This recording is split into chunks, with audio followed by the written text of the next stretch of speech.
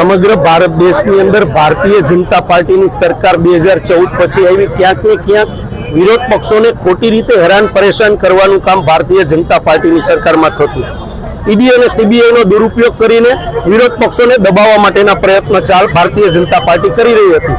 ત્યારે national Herald કેસની અંદર માનનીય સોનિયા ગાંધીજી અને રાહુલ ગાંધીજી ઉપર ખોટા કેસ કરીને રાહુલજીની 8-10 કલાક દ્વારા ઈડી અને સીબીઆઈ દ્વારા પૂછપરછ કરવામાં આવેલી હતી. અંતે સુપ્રીમ કોર્ટની અંદર આ કેસ છે એક કોંગ્રેસની તરફેણમાં આવેલો હતો.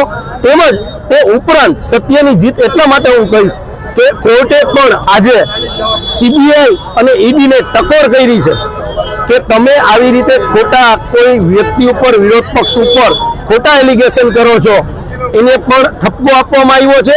ત્યારે આ દેશની અંદર ભારતીય જનતા પાર્ટીની સામે બંધારણની જીત થઈ છે.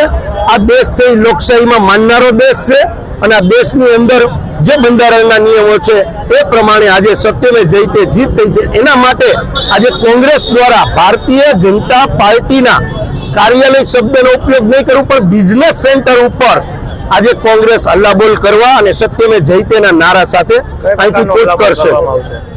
ભારતીય જનતા પાર્ટી જે લોકોનો અવાજ બંધારણમાં સમગ્ર દેશના હરેક નાગરિકને બોલવાનો અધિકાર આપ્યો છે, ત્યારે જે ભારતીય જનતા પાર્ટી બંધારણનો નાશ કરવા માંગે છે અને પોતાનો અધિકાર છીનવવા માંગે છે, ત્યારે આજે સત્યમે જયતેના નારા સાથે કૂચ કરીને ભારતીય જનતા પાર્ટીના કાર્યાલયના ઘેરાવ તરફ આગળ કૂચ કરશે.